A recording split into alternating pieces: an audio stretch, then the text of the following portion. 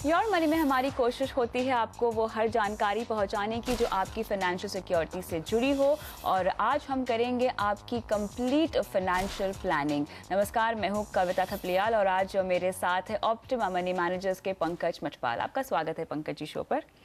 शुरुआत करते हैं सवाल जवाब के सिलसिले के साथ और हमारे पहले दर्शक जुड़ रहे हैं दिल्ली से, प्रवीण कुमार। नमस्कार प्रवीण, बताएं आप क्या करते हैं और आपने अपना पोर्टफोलियो किस तरह का बनाया है, आपके गोल्स क्या हैं? जी मैम, मैं सिविल इंजीनियर हूँ। मैंने अभी पीपीएफ ले रखा है, 1 लाख रुपए ईयरली पे जमा करता हूँ और करीब मेरा 3,000 रुपए का आरडी है और मेरा एक मेडिक्लेम भी है 3 लाख का। और मैंने अभी लेटेस्ट अविवा आई लाइफ का टर्म प्लान भी 50 लाख का ले लिया है। ठीक है। और मेरा 2 एफडी है, एक 5 लाख का, एक 1.5 लाख का। मैंने कुछ एसआईपी और आपके तो देख करके ही मैंने सिलेक्ट करके रखा है बस जो मैं लेना चाहता हूँ। तो ये बेटर है या नहीं है, बेटर होगा या नहीं होगा, मुझे करीब 7-8 करोड़ रुपए चाहिए रिटायरमेंट के समय। 7-8 करोड़ रुपए आपको चाहिए रिटायरमेंट के समय, और आपकी रिटायरमेंट आप कब प्लान कर रहे हैं, कितने सालों बाद? अभी मैं 32 इयर्स का हूँ। हाँ। तो करीब मेरे पास अभी 30 इयर्स हैं। ठीक है, ठीक है। और क्या गोल्स हैं आपके? जी मुझे तो 50 लाख चाहिए हाउस लेने के लिए, तो करीब 6-7 साल में चाहिए। और इसके बाद फिर बेबी का एजुकेशन और उसके मैरिज के लिए चाहिए, और फिर हमें 6 करोड़ रुपए चाहिए रिटायरमेंट पे। ठीक है, 6 करोड़ रुपए आपको रिटायरमेंट के चाहिए। बच्चे की पढ़ाई और शादी के लिए आपको 50-50 लाख रुपए चाहिए, लेकिन कितने साल में आपने कुछ डिसाइड किया है? ये करीब 15 साल के आसपास से चाहिए। 15 साल में आपको 50, और मैं समझती हूँ कम से कम उसके 20 साल के बाद आपको और 50 लाख रुपए रखेंगे शादी के लिए। प्रवीण जी, यहाँ पर एक सवाल मैं आपसे पूछना चाहती हूँ, आपने केवल सिर्फ अपने लिए टर्म प्लान लिया हुआ है, उसके अलावा आपके इंश्योरेंस पोर्टफोलियो में और कोई पॉलिसी नहीं है, कोई मेडिकल प्लान नहीं है, हेल्थ प्लान नहीं है? है, मेरा हेल्थ प्लान है ना, मेडिक्लेम मैंने बताया 3 लाख का है, और 2 मेरा LIC है, एक जीवन सरल है, उसका ईयरली 30,000 है, और एक है LIC एंडोमेंट प्लान है, उसका 7200 है। ठीक है। आपने आरडी की हुई है और आपने एफडी की हुई है, कोई खास वजह आपने इन फिक्स रिटर्न इंस्ट्रूमेंट्स को अपने पोर्टफोलियो में शामिल किया है, या आपको पता नहीं था कि आप म्यूचुअल फंड्स के जरिए भी निवेश कर सकते हैं? नहीं, मैं करीब 3-4 महीने से अभी आपका शो देख करके फिर मैंने एसआईपी सिलेक्ट किया। इससे पहले मैं आरडी वगैरह कर चुका था, एफडी भी कर चुका था। फिर मैंने सिलेक्ट करके जो आपके सजेशन होते हैं मैं सजेस्ट उसको लिख करके फिर रखा, फिर मैंने आपको मैसेज किया कि ये बेस्ट है या नहीं। जरूर। चलिए, तो आपकी फाइनेंशियल प्लानिंग की यहाँ पे शुरुआत करते हैं पंकज जी। जैसे कि पहली चीज मेरे दिमाग में आई है वो है इनके पास आरडी और एफडी बहुत ज्यादा है, जो भी इन्वेस्टमेंट उन्होंने की हुई है वो काफी फिक्स रिटर्न वाली है। गोल्स हालांकि इनके काफी लॉन्ग टर्म है, जो कि एक बहुत अच्छी बात है, लेकिन उसके लिए आई एम श्योर आप इनको एक बहुत अग्रेसिव इन्वेस्टमेंट प्लान यहाँ पर बताना चाहेंगे। कविता, पहली बात तो अच्छी है कि हमेशा बोलते हैं फाइनेंशियल लिटरेसी बहुत पुअर है, पर अच्छा ये लगता है कि एटलीस्ट जैसे उन्होंने बोला कि आपका शो देखकर उन्होंने बहुत सारे चेंजेस लेके आए हैं। और आपने देखा होगा कि उन्होंने हेल्थ इंश्योरेंस भी ले लिया, टर्म इंश्योरेंस भी ले लिया, जबकि उन्होंने अभी तक म्यूचुअल फंड में स्टार्ट नहीं किया है।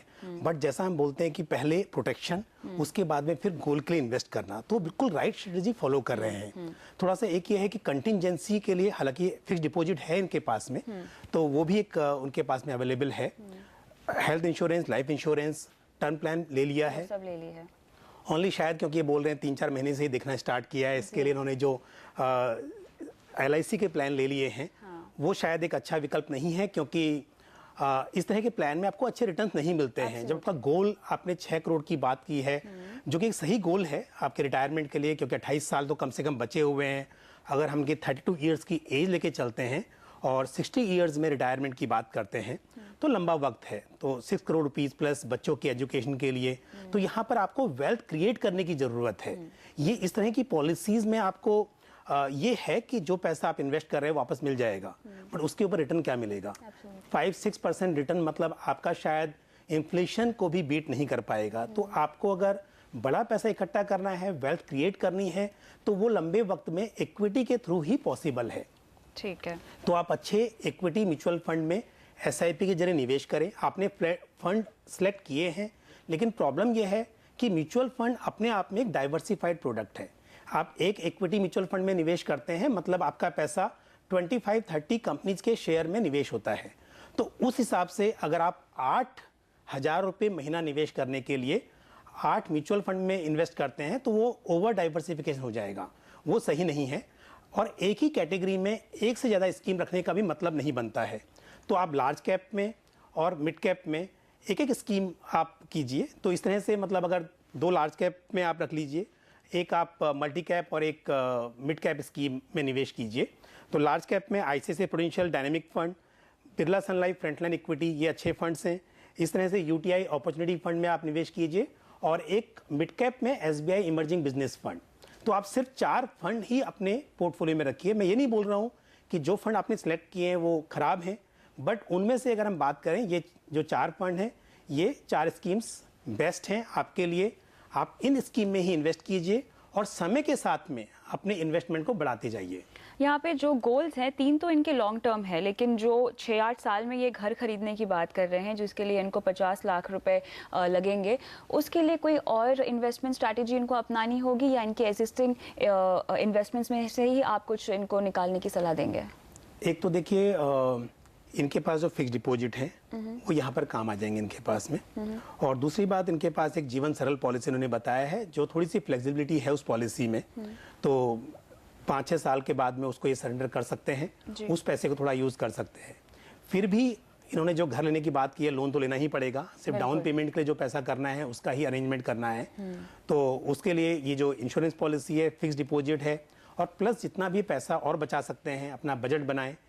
जितना जो एक्स्ट्रा खर्चे हैं कुछ बच सकते हैं उसमें पैसा बचा के उसको कुछ डेट ओरिएंटेड म्यूचुअल फंड्स, मैं इक्विटी में सलाह नहीं दूंगा। अगर आपका गोल सिर्फ 4-5 साल का है तो वहां पर इक्विटी में ना करके आपको डेट फंड में, लिक्विड फंड में इन्वेस्ट करके थोड़ा वेल्थ क्रिएट कीजिए, थोड़ा पैसा बनाइए, बचाइए, वो घर खरीदने के लिए काम आएगा। लेकिन लॉन्ग टर्म के लिए इक्विटी के अलावा दूसरा विकल्प इनके पास में नहीं होगा। अगर इनको बड़ा पैसा एक्यूमुलेट करना है, वहीं पर पोटेंशियल है कि आपको लंबे समय में एक अच्छी रकम जुटाई जा सकती है। अभी तो ये कह रहे हैं कि केवल 1,000 रुपए ही ये निवेश कर पाएंगे, लेकिन जो पोर्टफोलियो आपने इनको बताया है और जिस तरह के इनकी गोल्स आपको नजर आ रहे हैं, 8-10 हज़ार का निवेश करने की जरूरत है हर महीना। 8,000 तो उन्होंने बोला ही है, 8,000 पर मंथ, 1,000 रुपया हर स्कीम में करके ये 8 स्कीम में करना चाह रहे थे, जो मैंने इनको 4 स्कीम में 2-2 हज़ार रुपये करने की सलाह दी है।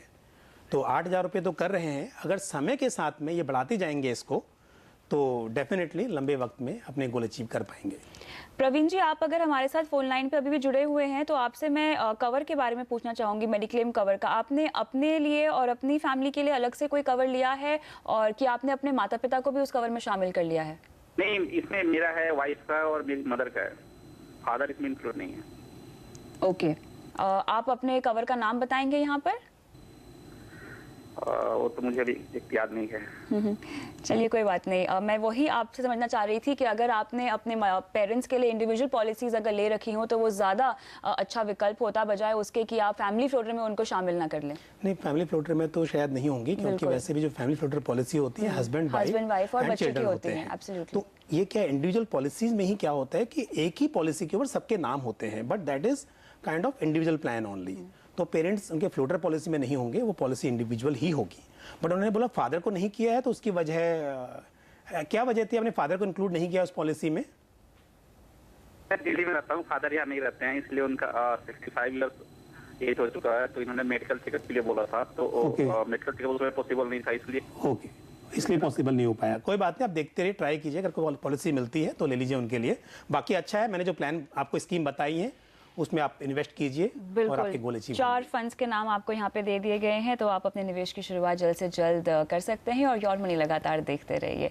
उम्मीद करते हैं कि आपको मेरे सवाल का जवाब मिल गया होगा। और अब बात करते हैं हमारी खास पेशकश की। योर मनी आपको मिला रहा है सिबिल यानी क्रेडिट इंफॉर्मेशन ब्यूरो इंडिया से, जिनसे सीधे जुड़कर आप अपने क्रेडिट स्कोर से जुड़े सवाल पूछ सकते हैं। इस शो का हिस्सा बनने के लिए आपको हमें अपने कॉन्टैक्ट नंबर के साथ अपना सवाल ईमेल करना होगा mf@moneycontrol.com पर।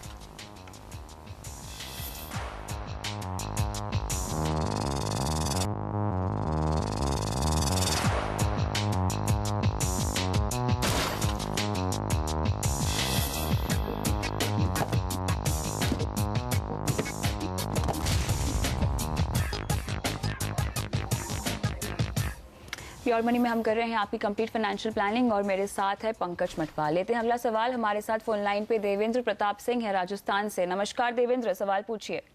नमस्कार मैडम जी, आपके गोल्स क्या हैं? आपने जो पोर्टफोलियो की डिटेल्स दी हैं वो हमारे पास हैं। आपके लक्ष्य क्या है जिसके लिए आपने ये निवेश किया है? मैडम मेरा लक्ष्य है जैसा कि मैंने दिया है, एक तो है अपना बच्चे का एजुकेशन का है 10 ईयर में 10 लाख का जी, और सेकेंड है आपका वो बच्चे की शादी के लिए दे रखा है मैंने 15 लाख का आफ्टर 10 ईयर। ठीक है, ठीक है, डिटेल है ये आपके सामने मैडम। बिल्कुल। साथ ही आपको अपनी बेटी की पढ़ाई के लिए चाहिए 17 साल बाद लगभग 20 लाख रुपए और बाद में उनकी शादी के लिए 22 साल बाद लगभग 25 लाख रुपए। रिटायरमेंट का गोल भी आपने अपना फिक्स किया हुआ है जो है 25 साल बाद लगभग 50 लाख रुपए। तो ठीक है, आपकी फाइनेंशियल प्लानिंग की शुरुआत करते हैं। पंकज जी, मेरे ख्याल से रिटायरमेंट की प्लानिंग को लेकर थोड़ा सा उन्होंने अपने आप को अंडर एस्टिमेट कर लिया है। 25 साल के बाद इनको महज 50 लाख रुपए की जरूरत होगी, तो यहाँ पे कुछ गड़बड़ी लग रही है मुझे। बिल्कुल देवेंद्र जी, देखिए 50 लाख रुपए आज से 25 साल के बाद में बहुत कम हो जाएंगे। उससे प्लानिंग नहीं हो पाएगी बराबर से, क्योंकि लाइफ एक्सपेक्टेंसी की बात करें, अगर कोई व्यक्ति 60 साल में रिटायर होता है और हम 80 ईयर्स की भी लाइफ लेके चलते हैं तो अगले 20-25 साल के लिए वो अमाउंट सफिशिएंट नहीं हो पाएगा। तो उस हिसाब से पहले तो उसको थोड़ा सा रिवाइज कीजिए। आप जैसे अपने बच्चों की एजुकेशन, बच्चों की मैरिज के लिए एक अच्छी खासी रकम मन में सोची हुई है, ऐसे ही आप रिटायरमेंट के लिए भी करीब करीब आपके डिपेंड करता है लाइफस्टाइल पर फिर भी 3 करोड़ 4 करोड़ के लगभग तो अमाउंट होना ही चाहिए। तो वो बहुत इम्पोर्टेंट है। और दूसरी बात, आप जो निवेश कर रहे हैं उसमें आप SIP के जरिए निवेश करते रहिए। आपके पोर्टफोलियो में जो HDFC टॉप 200 फंड है उस पर मैं बोलना चाहूँगा कि उस फंड की परफॉर्मेंस बहुत अच्छी नहीं रही है।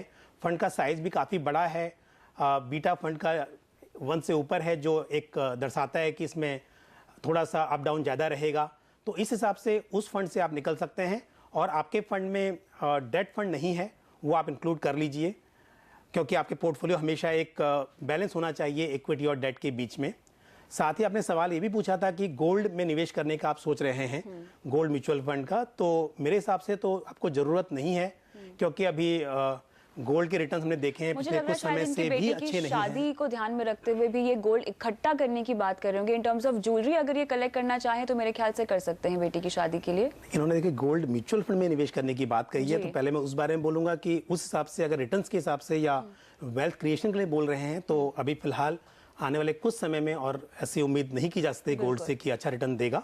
तो उस हिसाब से आप इक्विटी और डेट में कीजिए। दूसरी बात, बच्चों की शादी में बहुत वक्त है अभी, तो अगर ये लंबी अवधि के लिए इक्विटी में निवेश करेंगे, वहां से पैसा बनाएंगे, तो डेफिनेटली गोल्ड खरीद सकते हैं। इसके लिए अगर किसी मतलब 1 साल 2 साल में बात होती तो हम बोलते हैं कि चलो थोड़ा गोल्ड खरीदते जाइए ताकि आप ज्वेलरी बना सकें, बट यहाँ पर ऐसा नहीं है, इनके पास काफ़ी वक्त है।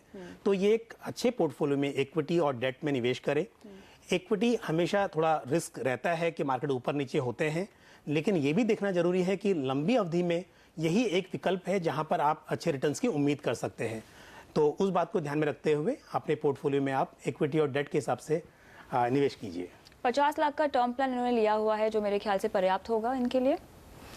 आज की इनकम के हिसाब से तो ये ठीक है। बाकी आपको अगर इनके पास कोई लोन वगैरह नहीं है तो जो अमाउंट है वो ठीक है। इनके पास एक होम लोन है जिसके लिए ये 12,000 रुपए हर महीना देते हैं। मेरे ख्याल से 18 साल तक के लिए इन्होंने ये होम लोन लिया हुआ है, तो वो ऑलमोस्ट 12,000 का है, तो ठीक है। मतलब फिर भी 50 लाख है और उनकी इनकम को देखते हुए, एक्सपेंस देखते हुए मेरे हिसाब से ये कवर सफिशिएंट है।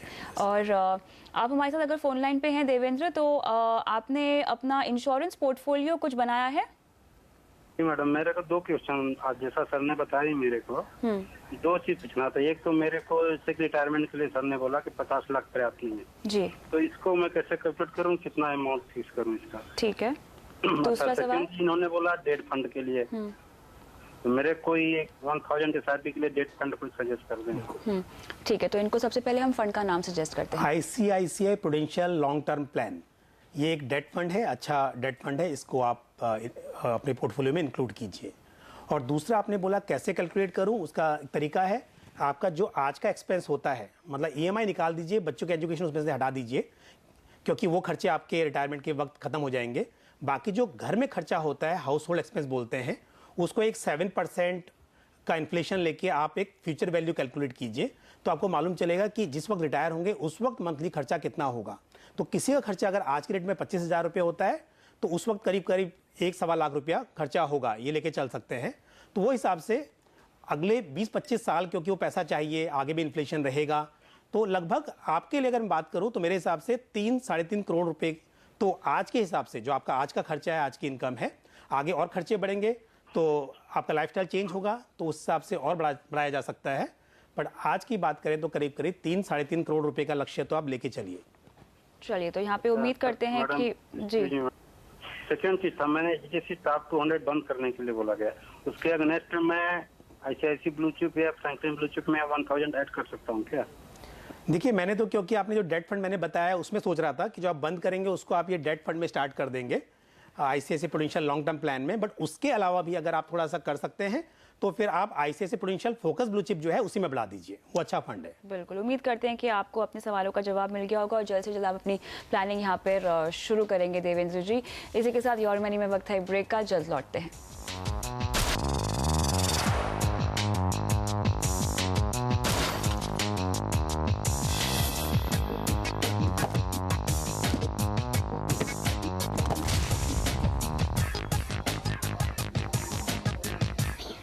Welcome back. योर मनी में आज हम कर रहे हैं आपकी पूरी फाइनेंशियल प्लानिंग और मेरे साथ बने हुए हैं पंकज मटपाल। लेते हैं अगला सवाल। जयश्री हमारे साथ फोन लाइन पर है विशाखापट्टनम से। नमस्कार जयश्री, सवाल पूछिए। आपके पोर्टफोलियो की डिटेल्स हमारे पास है, आपके गोल्स क्या हैं? एक्चुअली मुझे ये पता जानना था कि मेरे पास मनी बेस्ड पॉलिसीज में 80,000 मेरे पास अभी आए हैं और मैं उसको कहीं सेफ जगह पे इन्वेस्ट करना चाहती हूँ।